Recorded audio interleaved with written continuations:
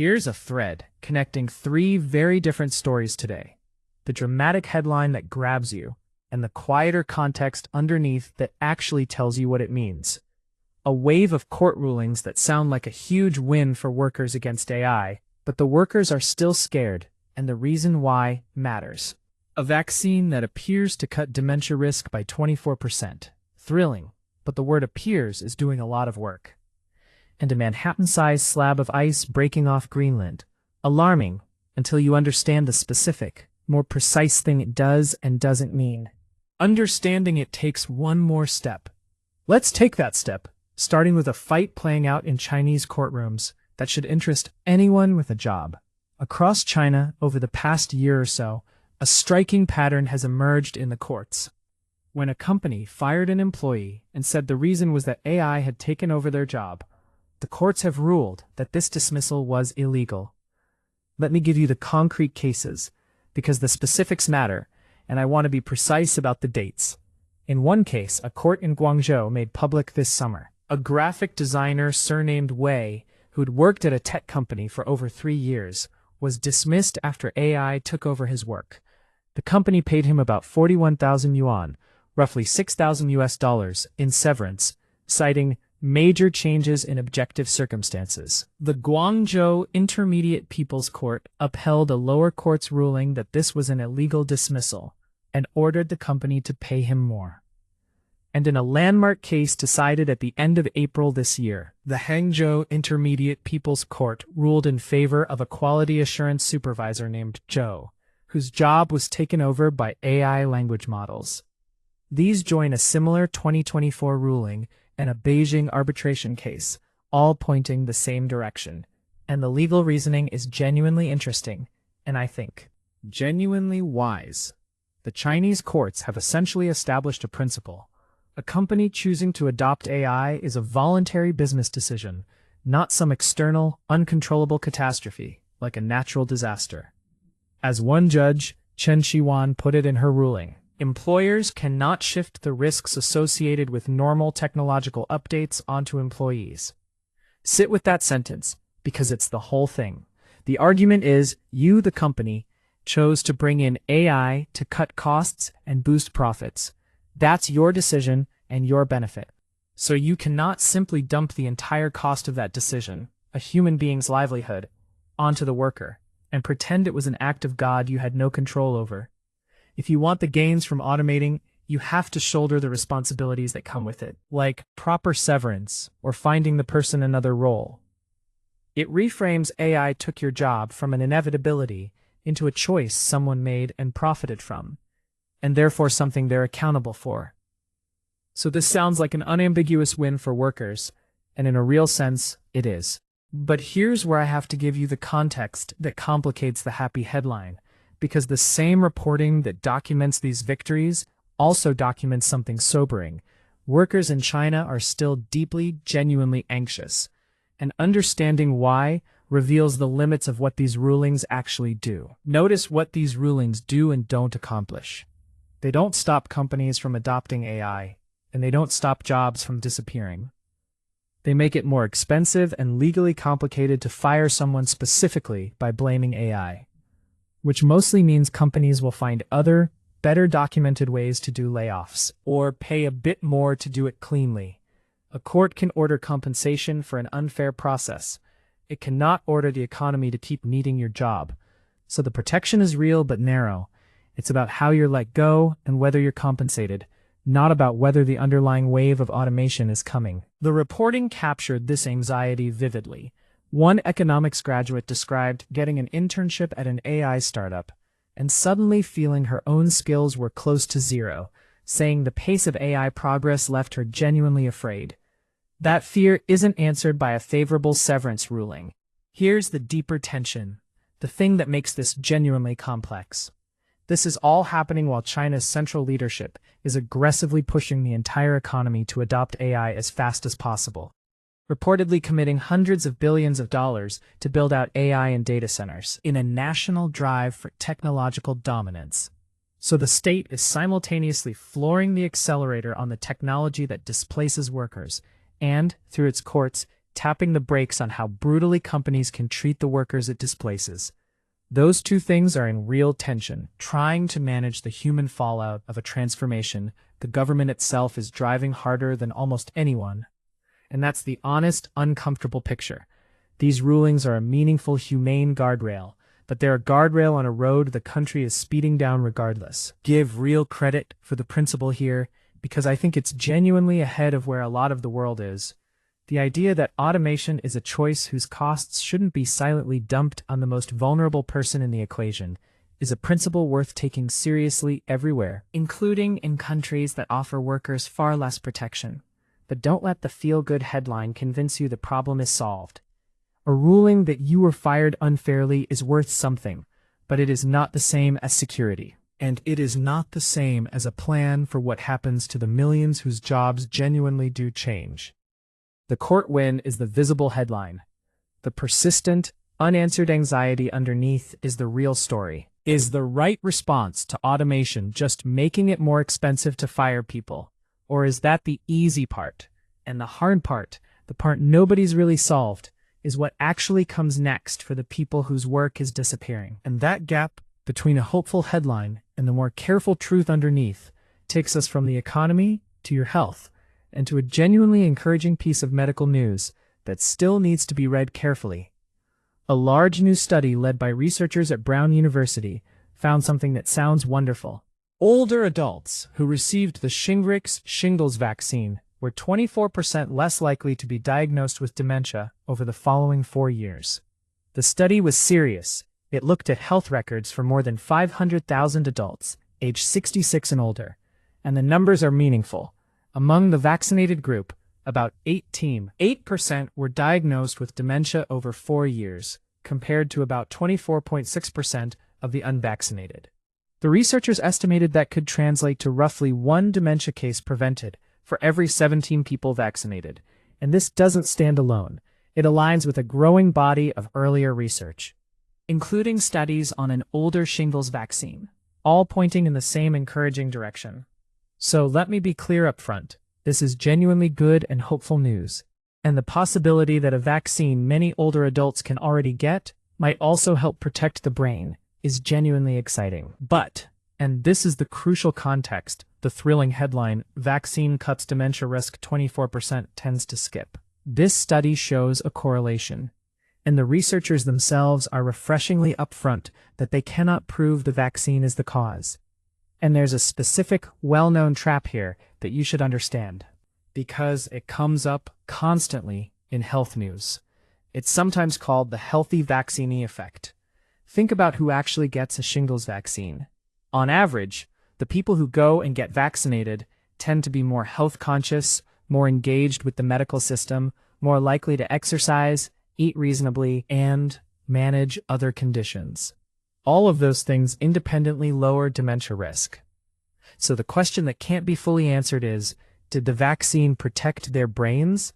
Or are the kind of people who get vaccinated simply the kind of people who are already going to get less dementia for a dozen other reasons? The study tried to account for this, but it's very hard to fully untangle. The 24% number is real, but whether the vaccine earned it is the open question. There's a second piece of context worth knowing, in the spirit of following the money. The study, by the researchers' own disclosure, was funded in part by GlaxoSmithKline, the pharmaceutical company that makes Shingrix. Now, to be fair and precise, the researchers noted that the company had no control over the study's design, analysis, or the decision to publish, and this was published in a respected journal, the Annals of Internal Medicine. This does not mean the study is wrong or tainted, but it's a relevant piece of context you deserve to have. When research showing a benefit of a product is funded by the maker of that product, it's simply worth noting, not to dismiss it, but to hold it with appropriate awareness. There's actually a genuinely fascinating scientific question underneath all this, which is why researchers take it seriously rather than dismissing it. There are real, plausible biological reasons a shingles vaccine might protect the brain. Shingles is caused by a virus, the same one that causes chickenpox, reactivating in the body. And there are theories that this kind of viral reactivation and the inflammation it causes could contribute to the processes that damage the brain over time. So it's plausible that by preventing that viral reactivation, or by revving up the immune system more broadly, the vaccine could genuinely help. That's a real hypothesis worth chasing, which is exactly why the honest scientific answer is, this is a promising signal that now needs a proper trial to prove cause, not vaccine confirmed to prevent dementia. So here's my take, and let me be careful, because this is not medical advice, and I'm not a doctor. The genuinely useful, honest version of this news is really good on its own terms, without the hype. The shingles vaccine is already recommended for older adults for a very solid reason. Shingles itself is painful and can cause serious complications, and preventing it is worth it, regardless of the brain question.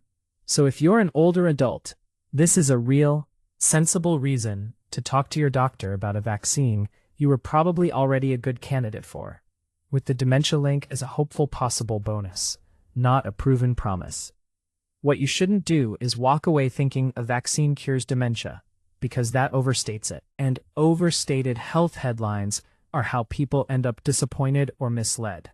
The signal is real. The certainty isn't there yet. Both of those things are true, and holding them together is what reading health news maturely looks like.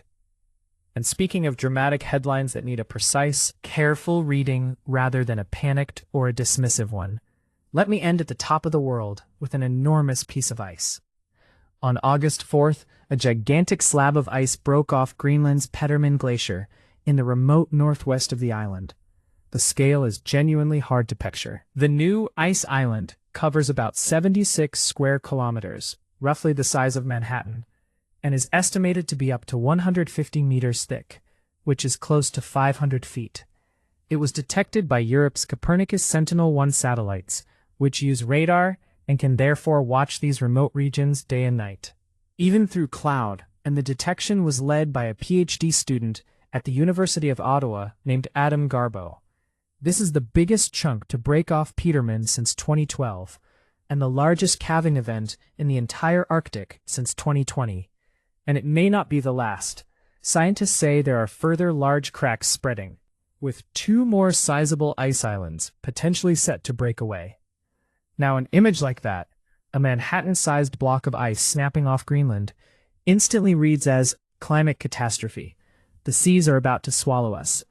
And I want to give you the precise, honest version, because the truth here is more specific than the panic, and also more specific than the dismissal, and the distinction is genuinely important to understand.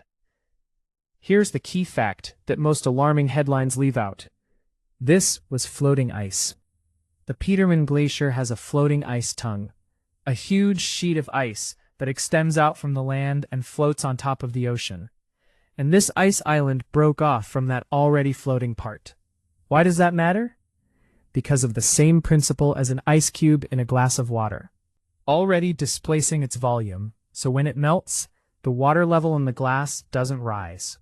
In the same way, this particular calving event, floating ice detaching and eventually melting, does not by itself directly and meaningfully raise global sea levels. So anyone telling you this specific iceberg is about to flood coastlines is overstating it. But, and this is equally important, so don't swing to the opposite comfortable conclusion that it's therefore nothing. Here's why scientists genuinely do care, and it's a more subtle and more real mechanism. That floating ice tongue acts like a cork, or a doorstop, or a buttress. It sits at the front of the glacier and physically holds back the enormous mass of ice that is on the land behind it. And land ice is the ice that matters for sea level, because when land ice slides into the ocean, that's like adding new ice cubes to the glass, and the water does rise. So when you remove the floating tongue that was acting as a brake, the concern is that the grounded, land-based ice behind it can start flowing into the sea faster. The direct effect of this event on sea level is essentially nil. The indirect effect, potentially speeding up the flow of the land ice behind it, is the real, legitimate scientific concern. That's the precise, honest framing, and it's neither "we're doomed today" nor "nothing to see here." So my take, this is a case study in how to read a dramatic environmental headline like a grown-up. The lazy alarmist read, "Manhattan-sized iceberg, sea levels rising now," is scientifically wrong about the direct effect. The lazy dismissive read, "Ice breaks off glaciers all the time. It's natural, relax," is also wrong. Because it ignores the real buttressing concern and the fact that this is the biggest Arctic calving in years, part of a documented pattern of change in a warming region. The honest read requires holding a more precise idea. This specific event doesn't directly raise the seas, but it matters as a signal and as a potential accelerant of the land ice that does. Reality is more specific than either panic or dismissal, and the people worth listening to are the ones giving you that specific version, not the ones selling you the easy emotion in either direction, because they're one habit of mind. A wave of court winds that's real, but narrower than the headline, with the deeper anxiety left unaddressed. A vaccine result that's genuinely hopeful, but correlational, not proven, and funded by the maker. And an iceberg that's dramatic, but whose actual meaning is specific. Not the direct catastrophe it looks like. In every case, the headline hands you a strong, simple, emotionally satisfying story. Workers win, vaccine cures, ice apocalypse. And in every case, the true useful version is one step further in. The win is partial, the cure is a promising maybe. The ice matters, but not the way it looks. The context isn't a footnote. The context is the actual story. So here's what I'll leave you with. The headline is designed to make you feel something instantly.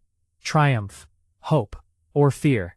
Because feeling is what makes you click and share. But the feeling is almost never the full truth, and often it points you slightly wrong, too triumphant, too hopeful, too scared. The skill that protects you, in the news and in life, is the willingness to take one more step past the headline and ask, what's the context that changes what this actually means? Is the win as complete as it sounds? Is the hope as certain as it sounds? Is the fear as direct as it looks? That one extra step, past the emotion, into the specifics, is the difference between being informed and being played. The headline gets your attention. The context is where the truth actually lives. Take care of each other, and I'll see you next time.